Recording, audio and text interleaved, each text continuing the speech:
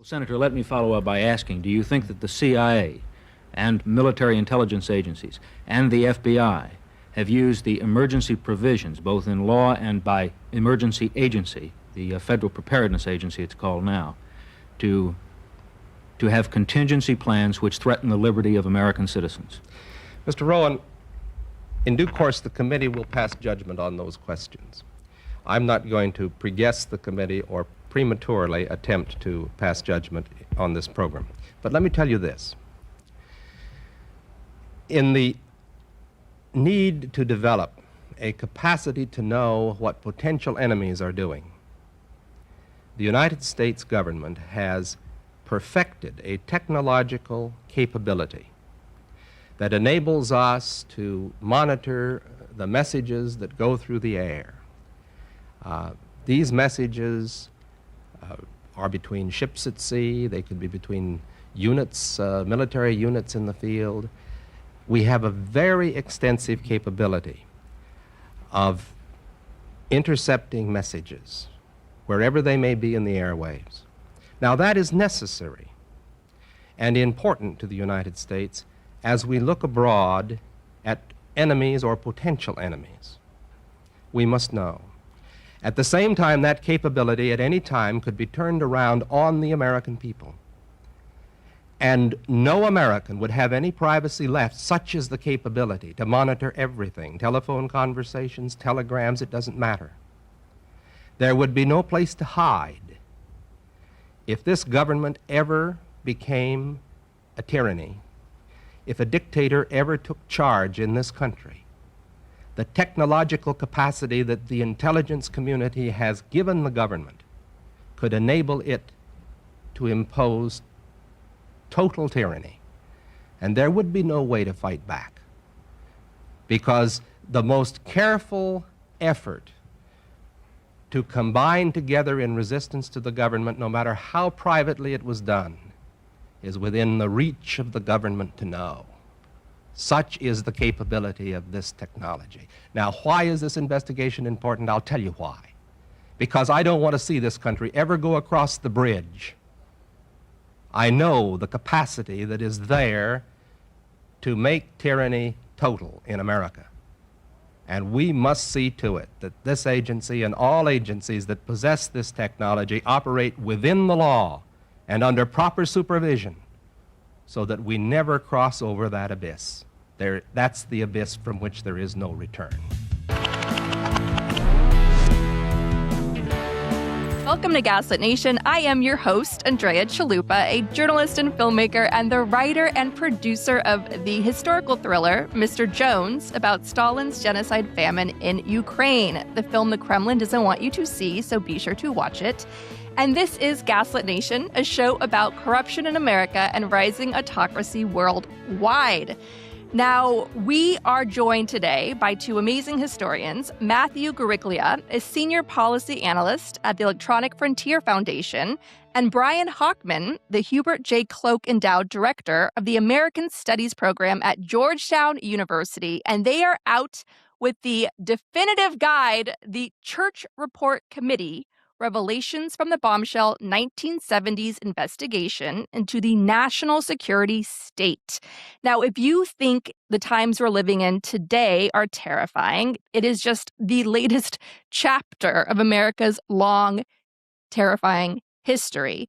During the era of the Church Committee, you had an actual deep state that was lawless, operating these dark corners of working with the mafia to kill witnesses, to carry out assassination plots, to lure American citizens into mind control experiments using LSD and prostitutes, and on the list goes. So we're going to go back in time to this extremely dark, creepy chapter of American history to identify who were the heroes, if any, who stood up to the actual deep state, the lawlessness of government corruption, and what can we learn about this weird, surreal, troubling, dangerous era to come out of the one we are currently in.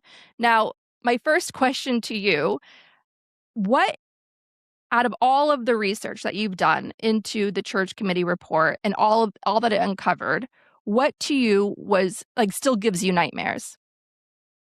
That's a good question. I mean, I think what about the Church Committee report still gives me nightmares is just how widespread it was, right? It was a conspiracy of sorts in the sense that it required coordination between multiple agencies and hundreds of thousands of bureaucrats who not just spied on people and did the actual spying and broke into people's homes, but also did the kind of mundane bureaucratic stuff as well. They maintained the files, they did the filing cabinets, they transcribed recordings of people's phone calls, and all of this was spread across multiple countries. It happened in the United States.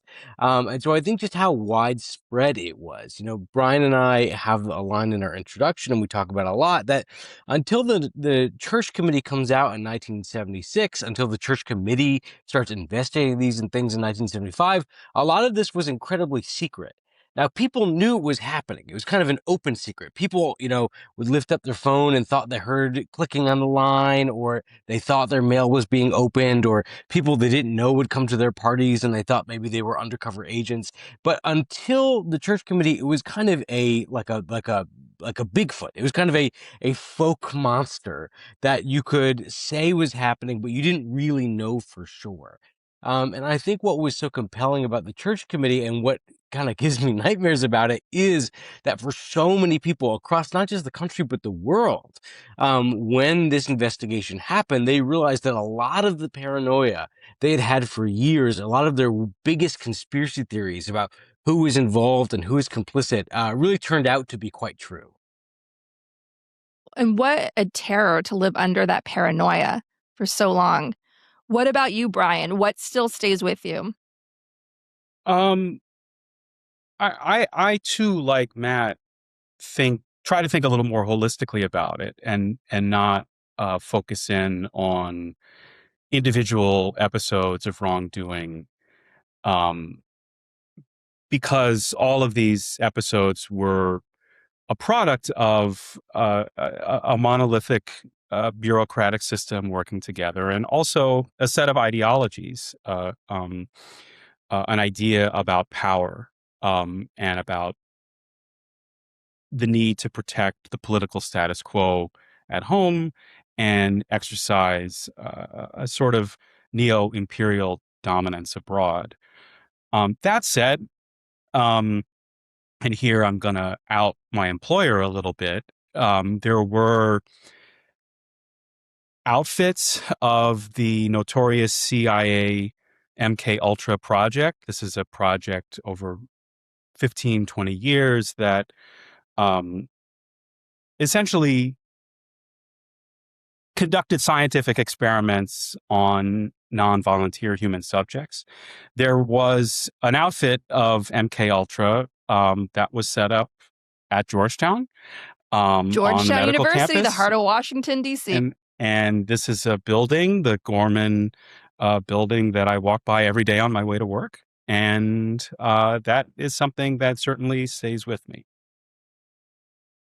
I'm going to just open up with the historical context of these times. The Americans, after dragging their feet with the America First movement, finally get forced into World War II, into the European situation because of Pearl Harbor, and they become the great liberators. We have FDR, who had a long time in government to transform government with Francis Perkins in the Labor Department. And he was seen as terrifying to the ruling establishment. He was seen as extreme, trying to expand the court, a socialist, gave a lot of government money to the artists who created all these like communist looking, like eat the rich sort of art. The Met just did an extraordinary exhibit on this. And so the U.S. was very much the good guys, but there was, of course, this heightened Red Scare, anti-communist paranoia of the ruling establishment. And so with FDR dying at the end of World War II, we then have, and the World War II coming to a close, we then begin the Cold War. And that is the rise of the CIA. in battling the communists. Most notably, off the heels of World War II, we have the Civil War in Greece, which is a proxy war between Western hyper-capitalism and the communists of the Soviets. I love this stuff, as you can tell. That's why I'm giving everybody. But in the rise of the CIA, in very much justifying its existence, saying we can't allow this international revolution of communism to come after our profits, our property ownership in the West, our very government. And they had reason to be hyper paranoid about this, given how beloved FDR was and all the transformations, the socialist transformations he brought, the New Deal, all of that we benefited from for generations, this shining moment in American history.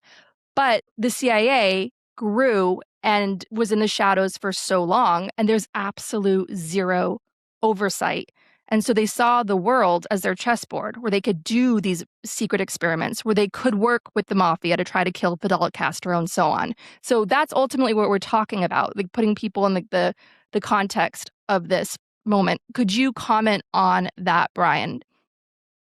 So I think you're right to frame some of the abuses that the Church Committee uncovered in 1975, 1976 in the Cold War anti-communist framework. That's the beginning, but it doesn't explain all of it. Certainly, the effort to surveil or disrupt the labor movements on the left, the anti-war movement later in the 1960s. This emerged out of a fear in both agencies, the FBI and the CIA, of communist infiltration and influence. They essentially, and from Hoover on down, the belief was that any form of political protest, any form of kind of post-colonial political activism abroad, these were all a product of the Soviet Union and its tentacles, both at home and also abroad. That's the beginning, but very quickly the effort to surveil the left, the effort to disrupt the anti-war movement. This bleeds into other areas of American life that can't necessarily be ascribed to communist infiltration. So the civil rights movement is the great case in point. One of the most dramatic revelations of the Church Committee report surrounded some efforts, many efforts over a period of many years that the FBI undertook to basically ruin Martin Luther King's life.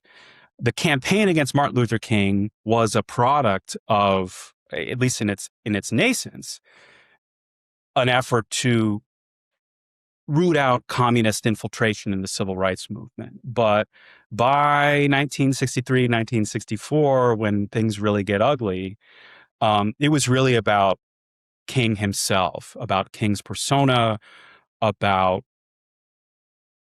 Hoover's own, let's just call it what it is, racism.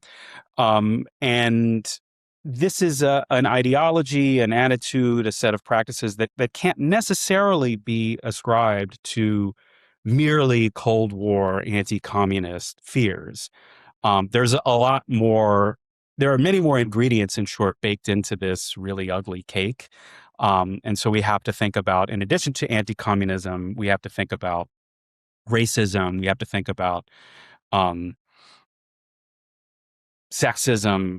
We have to think about anti-gay politics. Like it's all there.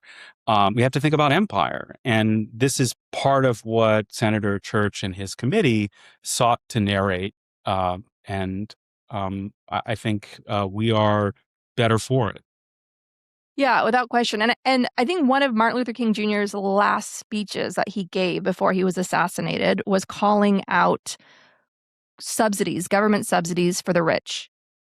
And the big threat of the civil rights movement, of course, against the authoritarianism of the Jim Crow South, but also uniting with white unions, white-led unions to build and expand their power, and trying to make things more equal and try to not only just create civil rights, but also to go after their fair share, making corporations pay their fair share in taxes and invest in communities and so on.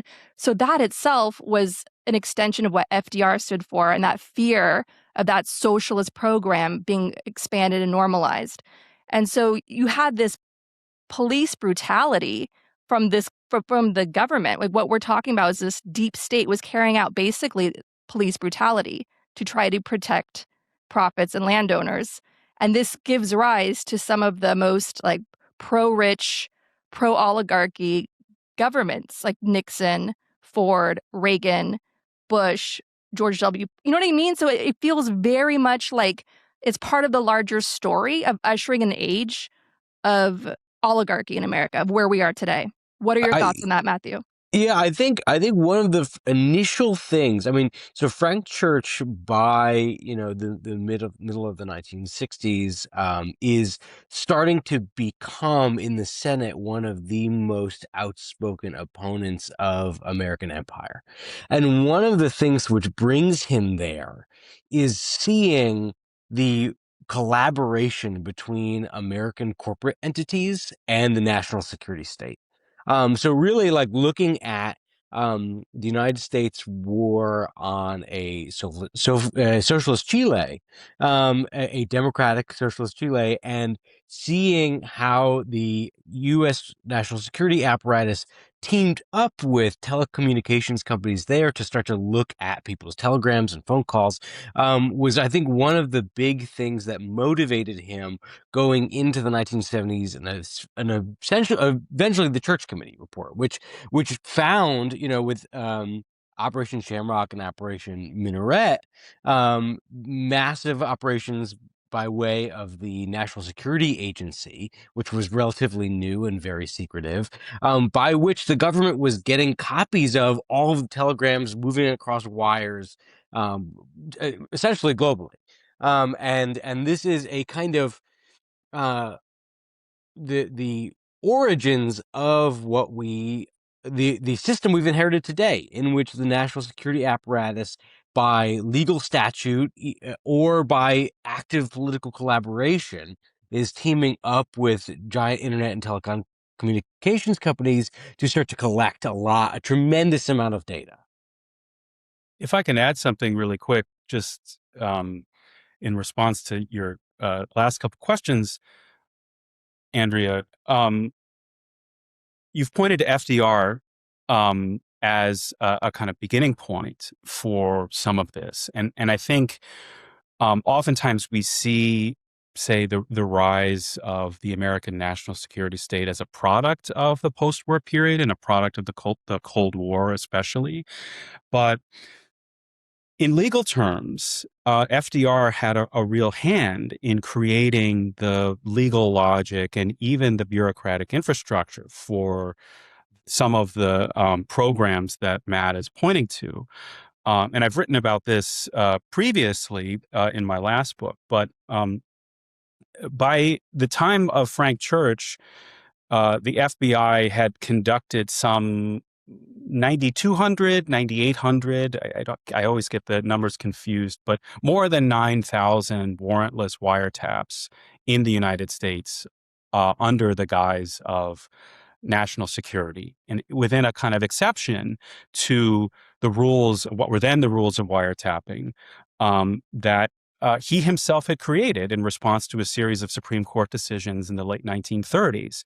So this goes way back. And I don't think that we can entirely cast blame, so to speak, in political terms, merely on the anti-communist right. It's also the New Deal bureaucracy and the expansion of the federal apparatus that creates this. And FDR has a direct hand in that story as well. That is fascinating. Go on, Matthew. During World War II, the FBI, which is tasked with ensuring the protection of the home front, which at this moment during World War II includes not just all of the United States, but all of the Western Hemisphere. like the FBI's their jurisdiction during World War II is also Latin America, and overseeing this, the FBI grows by, I think, like 200% during the days of World War II.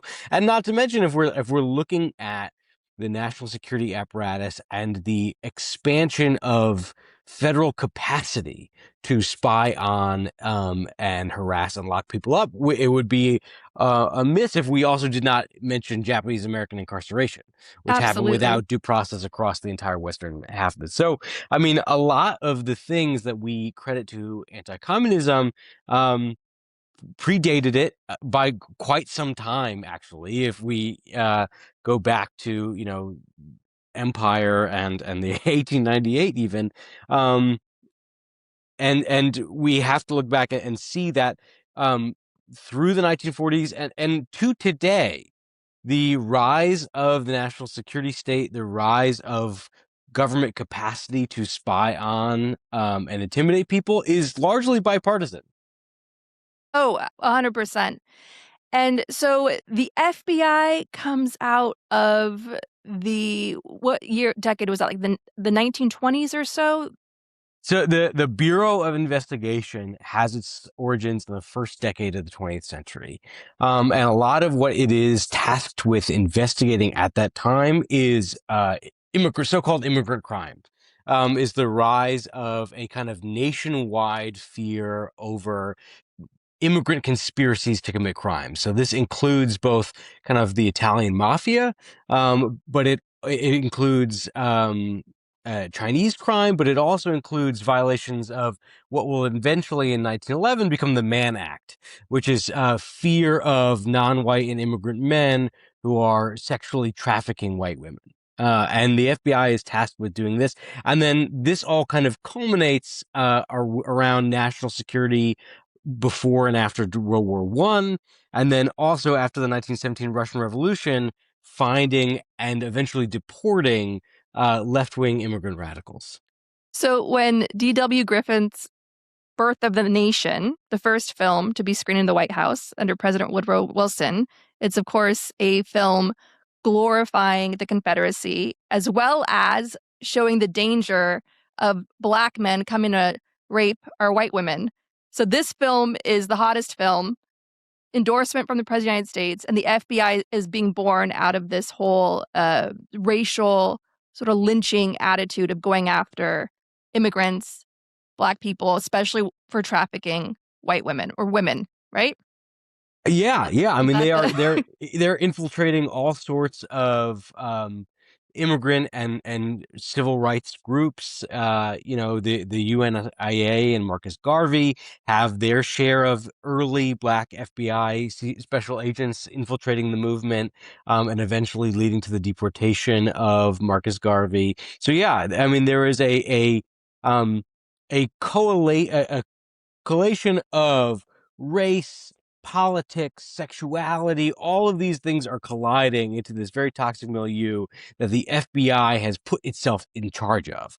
And one of the, major players up through the period that we're talking about in the 1960s and 1970s, J. Edgar Hoover, is already at the FBI. He's already at the Bureau of Investigation. He joins the Justice Department right around the World War I period, where they're getting ready to spy on and deport immigrant radicals. And he stays there for the entirety of his life. And so that's the birth of the FBI. And then the CIA came out of the start of the Cold War following the end of World War II. And so these two intelligence agencies didn't have any oversight. It was just sort of martini lunches with their buddies on Congress, and that was it. And now emerges our hero in this story. Could you walk us through Senator Church and who he was, why he did what he did, and could we find him today or someone like him today? So by contemporary standards, Church is very much an anomaly.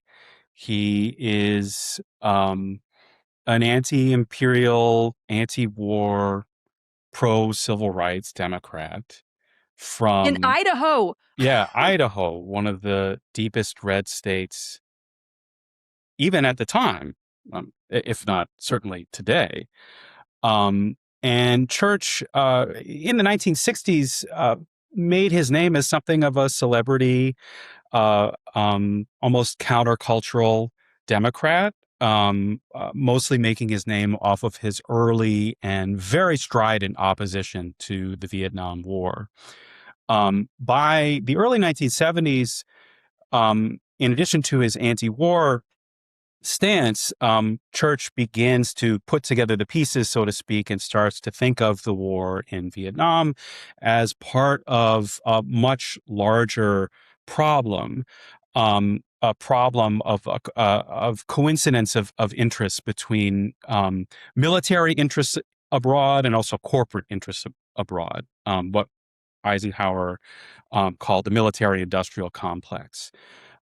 He is tasked with investigating, as part of a Senate subcommittee in 1972, the relationship between, and Matt alluded to this earlier, one of America's largest telecommunications companies, ITT, and the CIA's operations in Chile. And after a series of articles written in the New York Times by the legendary Cy Hirsch, investigative reports on the CIA operating on American soil in December of 1974, Church eventually takes the reins of a Senate committee that is tasked with kind of finding out what was true and what wasn't about So Democrats what the controlled the intelligence Senate. bureaucracy was doing. Sorry to interrupt. So obviously he could only do that because I'm trying to be like, how do we recreate this guy? So obviously Democrats controlled the Senate at the time, so that gave him the right to take the reins. Yes, but also we have to see this in a much broader context. The Church Committee happens for a variety of reasons, and it's successful for a variety of reasons. I think first and most importantly, the executive branch is at an absolute nadir of its power in the post-war period. Nixon has just resigned. And also, importantly, the most powerful players in the formation of executive authority, the imperial presidency, so to speak, had all passed away. Hoover passed away in 1972. I believe Eisenhower and Johnson passed away a couple months later in 1973. Maybe getting my dates mixed up a little bit, but everyone's gone, so to speak. So at the same time that the executive is at its nadir, the Senate has been empowered. The House has been empowered as a result of the Watergate scandal. So it's not just the fact that the Democrats hold a new majority and the so-called Watergate babies are in Congress, all looking to kind of stir things up and right the ship, so to speak. But it also has to do with a much broader set of transformations. And of course, I'm sure this is what you're thinking and maybe what your audience is thinking. This is an exact inverse of the world that we're living in today. We now exist in a moment where Congress is essentially supine. It doesn't exist as a check on the presidency. And as a result of the Supreme Court's decisions recently, and as a result of many decades of history, the executive branch has accumulated an extraordinary degree of power and authority and control over the workings of American governance. So if we are to imagine Frank Church today, we're going to have to imagine some dramatic flip in the relationship between branches of government. And part of the Republican buy-in was that they did not want it to be one-sided. They did not want it to be partisan. Like the Church Committee wanted from the start to be a bipartisan effort. And if you look at the conservative columnists at the time, they would say, it's too much about the Republicans. Like, they're going to look in and they're going to find all these civil liberties violations by Nixon administration, and they're going to ignore all the bad stuff that Lyndon B. Johnson and John F. Kennedy did. And I think part of the buy-in of the Republicans on the committee was exactly to balance that out, is to say like that the so-called deep state and its infringements on people's civil liberties and the rise of national security executive power is a bipartisan effort, and that all the presidents and all the administrations, no matter what party, share equal blame for it. And so there was a desire to show that across party lines. This was a big collective effort. And so the big question we have today is, how do we not just get our democracy back? How do we get our system of checks and balances back? But there is a feeling that even if by some miracle we have free and fair elections in 2028 and a Democrat, a big D Democrat, becomes president, I think we have reached a point, we've crossed some sort of threshold in this country where there is this realization that there's such a massive, dare I say, swamp in Washington, D.C., that is going to continue to do what you're describing. Like, the culture of rot and impunity goes so deep. Like you said, like, they're just bureaucrats pulling the levers of allowing this government to go to basically, because as Brian's point was saying, FDR kicked this off too. JFK Johnson, Mr. Civil Rights Johnson, like they did this too. And so what would you say to that? Like, Americans going, like, both parties are the same. What difference does it make? And how do we go to the heart of the issue, which is transparency in government and protecting our civil liberties down to the very core of the U.S. government? Yeah, I mean, I think we have to think about the ways in which our civil liberties are being infringed right now, not being done and ordered by particular people who should have consequences, but Stephen also Miller, Christy Noem. they are using existing infrastructure, right? When the tanks come to your town, the government has to have tanks, and they have to ride on roads. Like the legal structures, the equipment, the person power, the funding, the surveillance, the technology, all of these things are infrastructure that Trump did not pull out of thin air. They have been approved by a lot of subsequent Congresses. They have been increased their funding and their hiring by Democrats and Republicans alike. You have even people who are self-proclaimed progressives who are not fighting when there are reauthorizations of major national security surveillance bills. Like, all of these things has to be seen as infrastructure, and we really need to change people who are hoping to create change in a post Trump world need to understand that they have to tear up the infrastructure that allowed Trump to do these things. They can't just say, well, in the hands of a more responsible person, this infrastructure wouldn't be a problem, because you can't ensure who's going to win the next election. And we've been warning people of this. I've been on the Hill warning people for many, many years now. Hey, listen, you're willing to vote these powers into existence because Biden's in office, but there's an election in 2 years. So what's going to happen then? And so I think moving forward, we have to think about these things as infrastructure and what that infrastructure can enable when it comes to sending troops to American cities or spying on people because of their First Amendment protected rights. And I think that's something like we cannot go back to business as usual. We cannot go back to like, oh, good, the national security state is the good guy now because somebody we like is in the Oval Office. Just change needs to happen, and it needs to start at the level of funding, of policy, of the law. What are your thoughts on that, Brian? I co-sign. And this is maybe a plug for the work that Matt does with the Electronic Frontier Foundation and other comrades in arms, call them, do at the ACLU and other organizations. This is a product of decades of accumulating power and capital. And it's also a product, and this is, I think, maybe something that Frank Church himself would have been alive to. It's a product of a kind of corporate capture of the workings of the state. Um, that corporate capture obviously has been around from time immemorial, but in the 21st century, we've seen the lines between private industry and the workings of the public sector blurred. And this is, I think, another area of I think intense concern on my own part and on the part of many others. And this it's interesting. I mean, this comes back to our hero, Frank Church, and of course he wasn't working alone. He had a whole team working with him.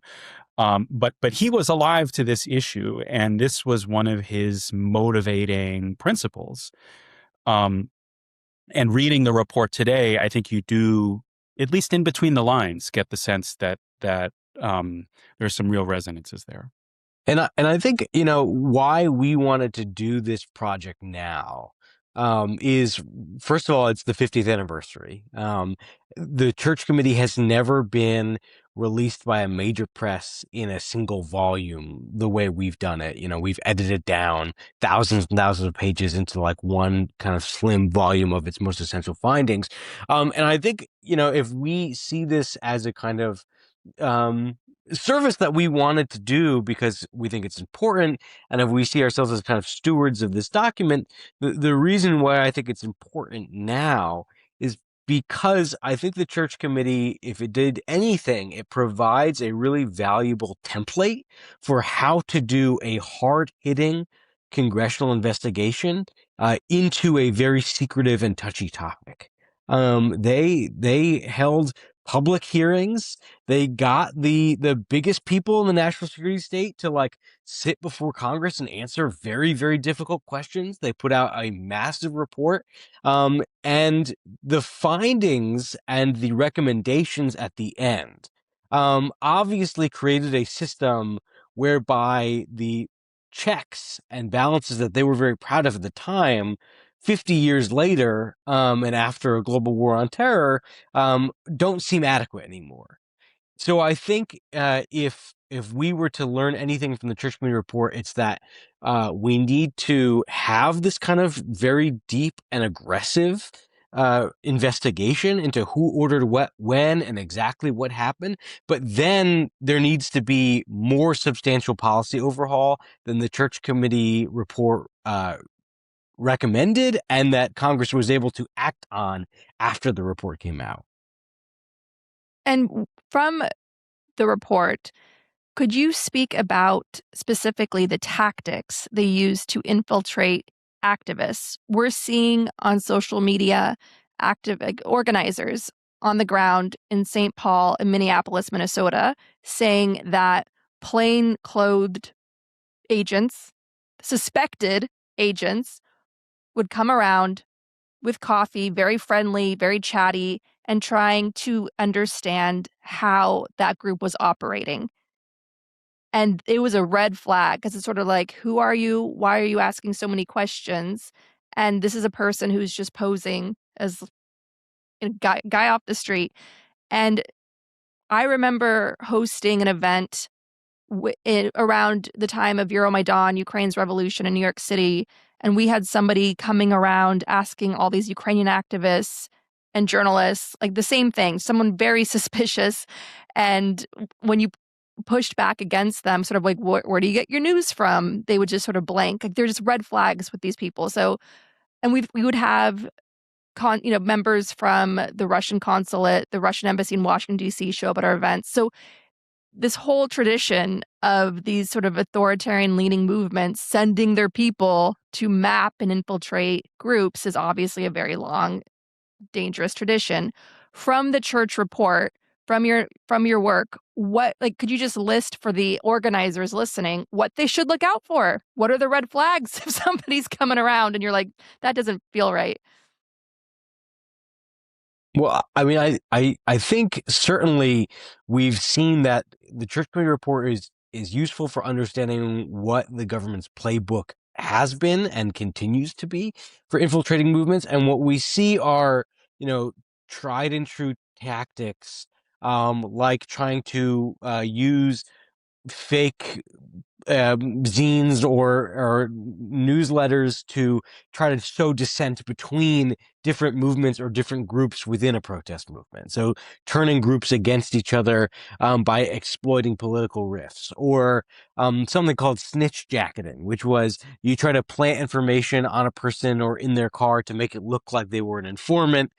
So the movement disowns like a very dedicated person who has been all there from the beginning. So there are a lot of tried and true kind of sabotage tactics that are in the report that they used against the civil rights movement, against the anti-war movement, against the New Left. And we continue to see up through, the 80s, 90s, Occupy Wall Street, Black Lives Matter, that sort of thing. So there are a lot of tactics of trying to get in there.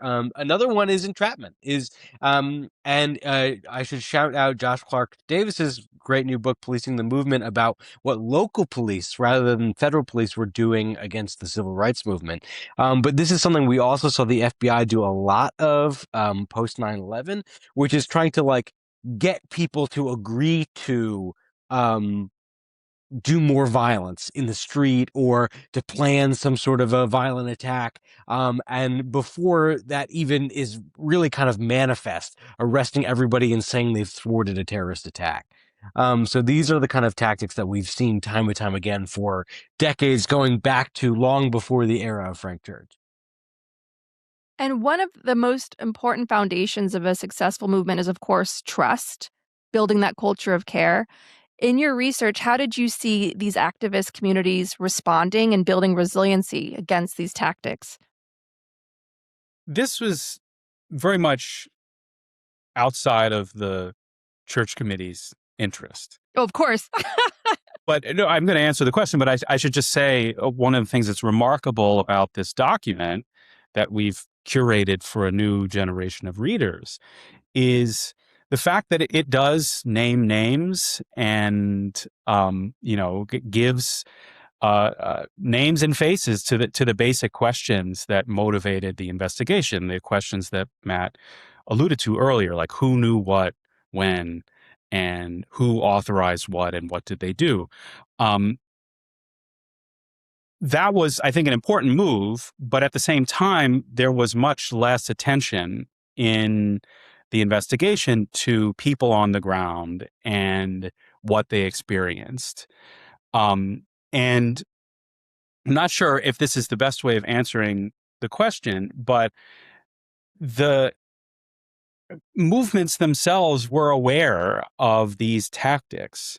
There was a kind of local knowledge of a set of folk beliefs that forced, say, the civil rights movement of the early 1960s to adopt different ways of communicating through what was known as the wide area telephone service, basically using the phone, but not on like the Bell Systems lines. So there was this all along a set of strategies, a way to negotiate the state's gaze that movements had adopted. And I think their success is a result of that local knowledge.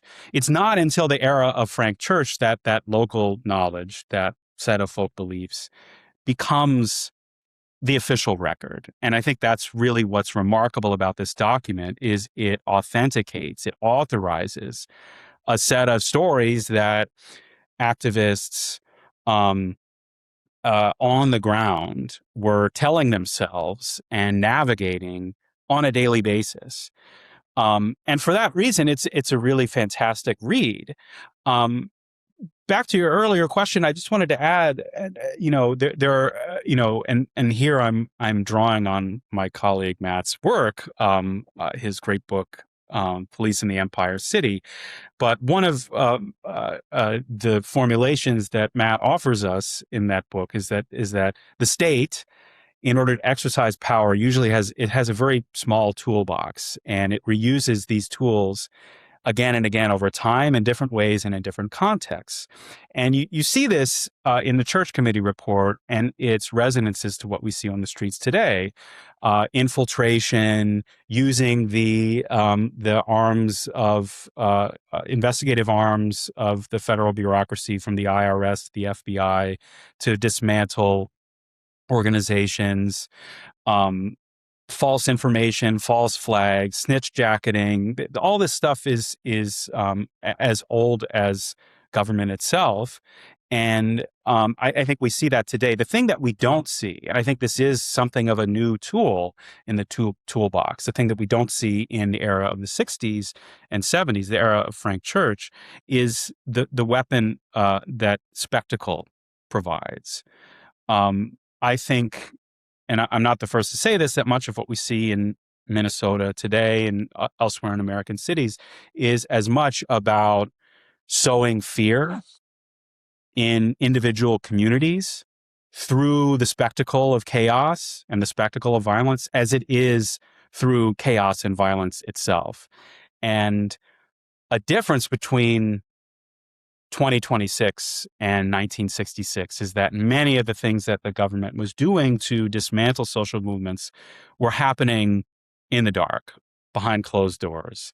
They were happening in secret. And today they're happening out in the open. And this, I think, is a new tool in the toolbox that we will have to contend with. And from your research, what is the best way to contend with that, Brian? I wish I had an answer. They'd pay me a lot more money if I did. I don't know, Matt. Maybe EFF is thinking about these kinds of things. Yeah, I mean, I think so. On the one hand, right, like surveillance, the words is like being watched from above, and there's this great term surveillance, which is watching from below.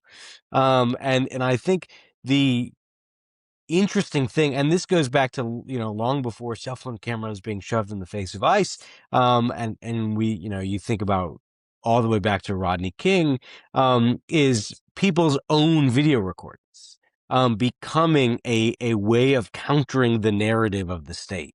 Especially because we know that, body cams on officers has become a complete failure in many ways, because police control when they turn on and off, because they control their own footage. They can strategically lose it because of system failures when they want to, or they can edit it before they put it out. That these tools, which were supposed to be a tool of accountability, have become kind of a tool of government propaganda, because they help the government create and perpetuate its narrative. And this is being added to by glossy professional film crews and social media experts that are following ICE around, that the Secretary of Defense is putting in the Pentagon, that the Secretary of Homeland Security is traveling around with. They understand spectacle and they understand narrative. There was that reporting in the New York Times that the head of the FBI and the head of the FBI's counter-terrorism program were like constantly just debating about what they should tweet and who should tweet what when. And so this is a group that like maybe only understands two things, which is violence and spectacle and the relationship those two things have. And so I think having our own body of knowledge to counter their narratives is very important. And I think also, we talk a lot about community resilience, whether it's from climate change or whether it's from food insecurity or housing insecurity or public health measures, or, indeed what we're seeing in Minnesota, taking care of people with an ICE occupation, is how to make communities more hardened and more resilient. And I think that also has to apply to technology as well, is thinking about how movement capacity and how community capacity can be built out beyond, Apple and Google and Amazon. And TikTok is right now being taken over by Ellison, a Trump supporter. And that's part of the Ellison's larger consolidation of media. And so how do we fight these government overreaches? How do we defend our civil liberties when they own the airwaves increasingly, especially with social media? I mean, this is where it's amazing. There are so many incredible kind of movement technologists, amateur or otherwise, who are exactly thinking about how to do this. And this has been something we've seen with the advent of kind of mobile and internet technology in, Tunisia, in Iran, in Russia, like wherever, that there are people who are figuring out how to communicate in a mass way, how to distribute information in our own narratives through, things as low tech as zines and things as high tech as, Bluetooth mesh networks or whatever. That there are a lot of ways that people have figured out how to do this. And I think we have to switch our mindset a little bit. Like to rely on giant corporate infrastructure is a comfortable American mindset when you trust those institutions and you trust that they're not collaborating with the government because they have, to some extent, their customers' interests at heart. But when it doesn't mean anything that you're a paying customer anymore, and instead you seeing the capture of industry by government, or vice versa, the capture of government by industry, we have to start to think like we are like other people have had to in repressive regimes all over the country, and we have to shift our technology use as well. Does EFF offer a guide on where, like, alternatives to the big social media giants, or ways to sort of be active, be impactful across the internet, but without sort of compromising yourself, Well, you and better also, believe it. Yeah. right. EFF has a large and longstanding program called Surveillance Self-Defense, SDS, which has not just guides for, how to use your technology at protests, or when you're crossing a border, or when you're seeking reproductive health care, or if you're an LGBT youth trying to seek information. Like, we have a lot of specialized guides tailored towards specific people and specific uses, which include technology you should be using, technology you shouldn't be using, and how to just generally operate in a more conscientious and safer way. We'll link to that in the show notes. And we also already have it on our website on gaslightnationpod.com. We link out to your surveillance self-defense. So thank you so much. And so, final two questions. And I know this is a massive topic, and we could have gone in so many different directions, and I would have loved to have done that. And we'll save it for next time. But I'm just so fascinated by MK Ultra. Why LSD? Could you just give us, like, the very stony, passing a joint around explanation of, like, what was this LSD obsession? Like, what were they looking to accomplish through? I know mind control and all that, but why LSD? And could you just give us a bit of a juicy send off on that? The Church Committee report doesn't go into much detail as to why. The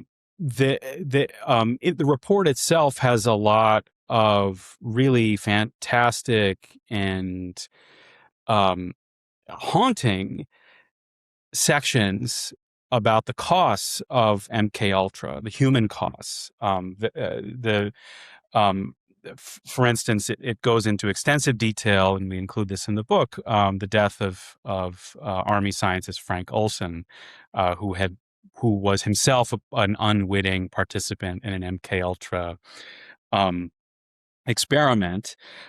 So that's part of the Church Committee. I can recommend a couple other books that deal with this subject, particularly Stephen Kinzer's book, Poisoner in Chief, which is a biography of the architect of the MK Ultra program, Sidney Gottlieb, a CIA scientist. And it's both about Gottlieb and also about the programs that he pioneered, to use a strange word. But as far as I know, and as Kinzer reports, there was some real enthusiasm in the secret corners of the American state, both in the Army and at the CIA. There was enthusiasm for LSD as a kind of panacea for a variety of operational problems. So mind control was one side of the LSD experiments, and the other side, there was an idea that it could be used as a kind of truth serum, that you could give people LSD and they would tell you things that they wouldn't otherwise tell you when sober. So it had a variety of uses, a variety of at least promising possibilities, as they thought. in the period, and they used it along with a number of other biopharmacological, substances in order to test out various outcomes.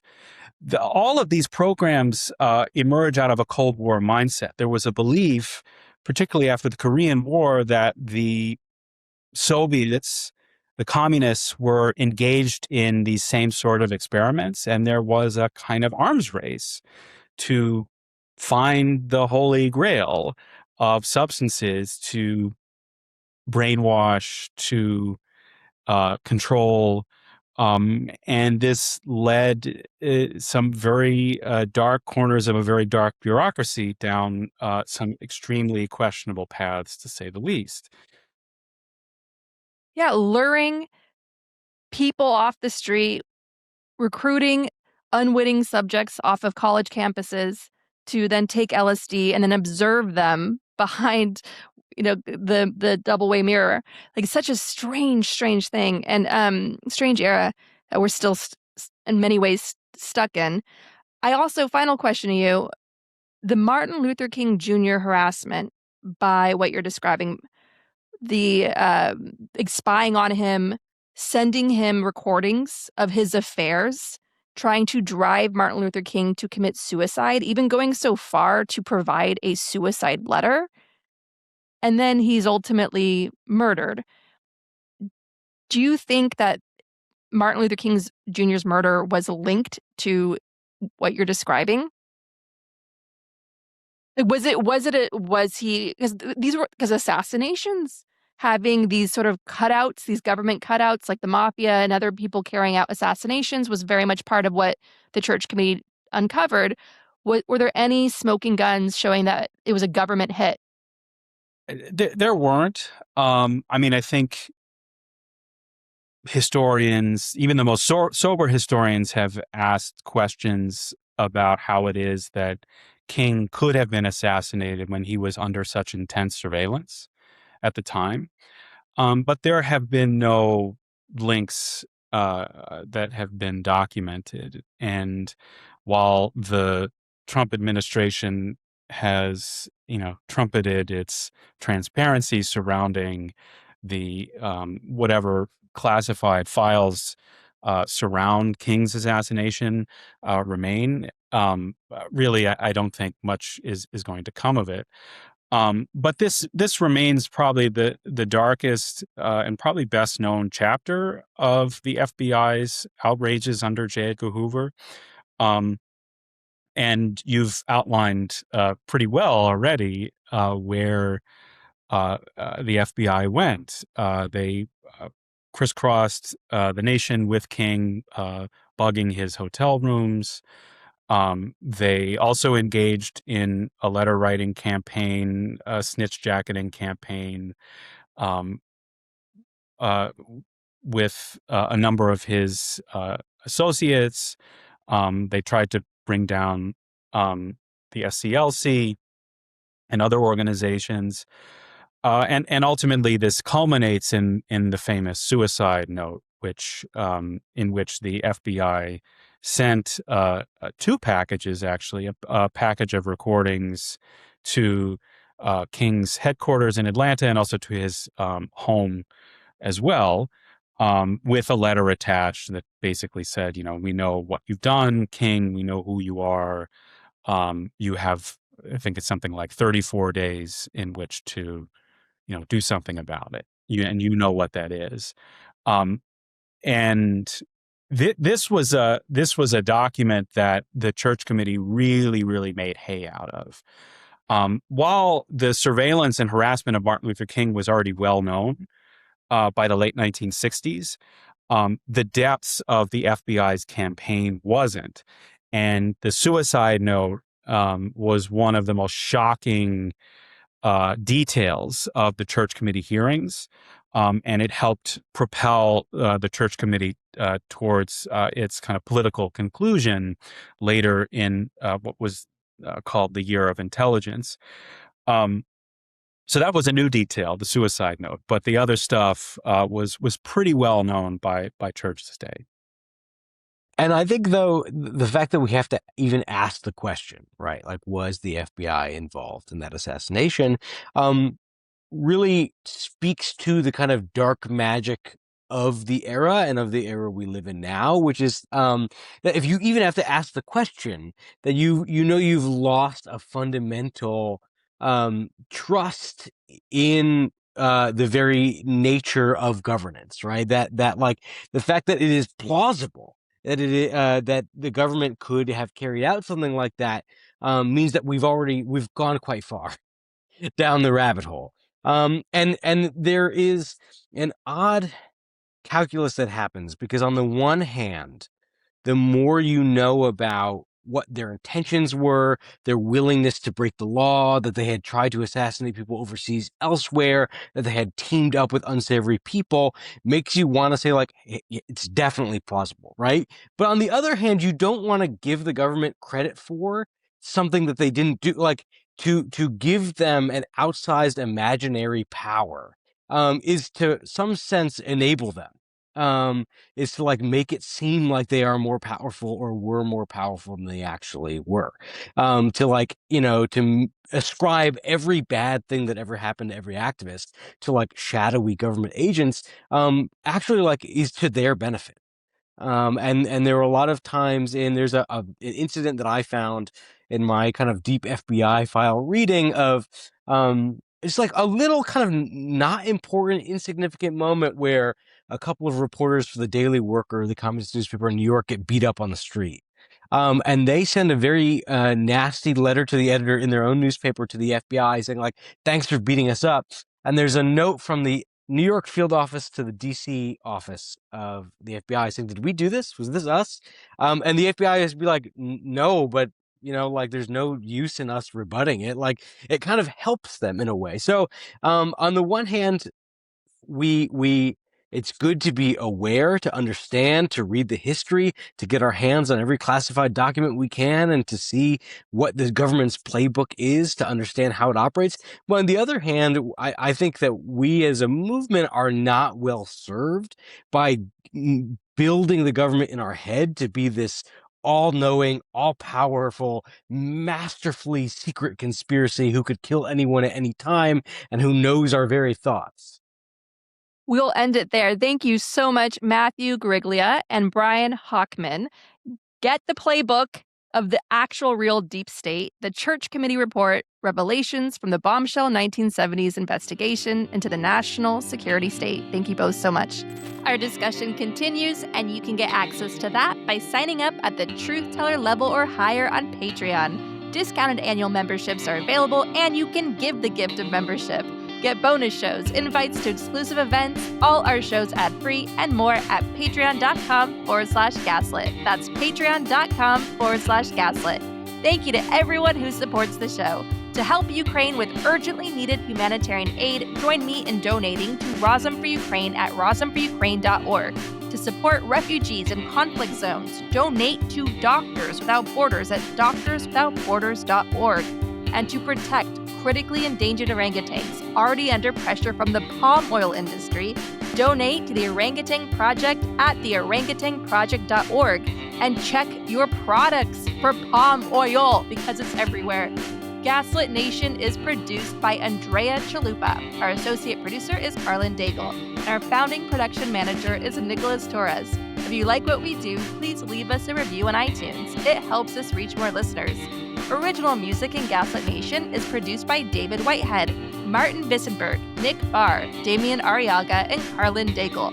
Our logo design was generously donated by Hamish Smythe of the New York-based firm Order. Thank you so much, Hamish.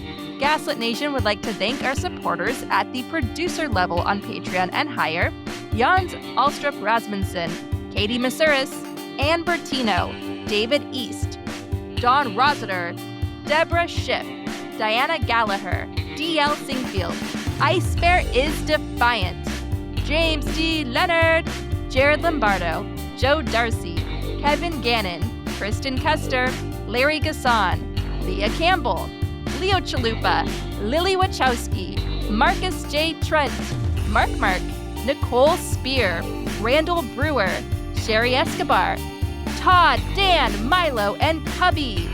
Work for better, prep for trouble. Ruth Ann Harnish, and Tanya Chalupa. Thank you all so much for your support of the show. We could not make Gaslit Nation without you.